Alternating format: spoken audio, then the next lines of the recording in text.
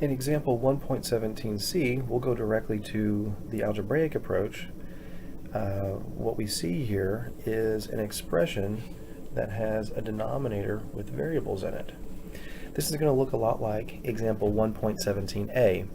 And what we'll do is take this expression x squared minus x, and we'll set it equal to 0.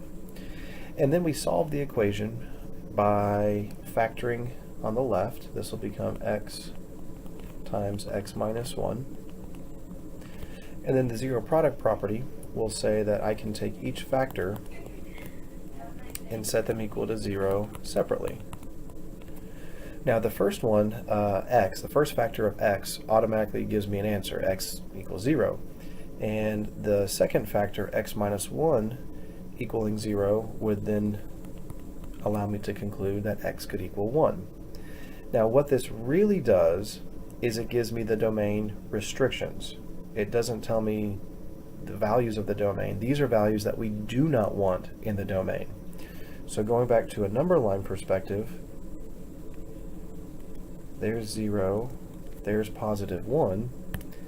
I want an open circle at 0 and an open circle at 1 because these are the values that I don't want to include. But any other real number is going to be allowed. That would be everything to the left of 0, everything in between 0 and 1, and everything to the right of 0. So this is what it looks like graphically for this domain. Turning it into the interval notation, the domain of f will be equal to the set negative infinity to 0, union 0 to 1, union 1 to infinity. So that gives us the domain. Then we'll take this information and use it to be able to write the function definition. The name of our function is f. And I know that the domain is lengthy here, but that's what we're supposed to be using to represent the first set. And that's going to map to real numbers by the equation f of x equals 1 over x squared minus x.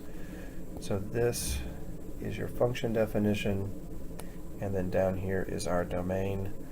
Remember, keep in mind that the domain is used as the first set in your function definition.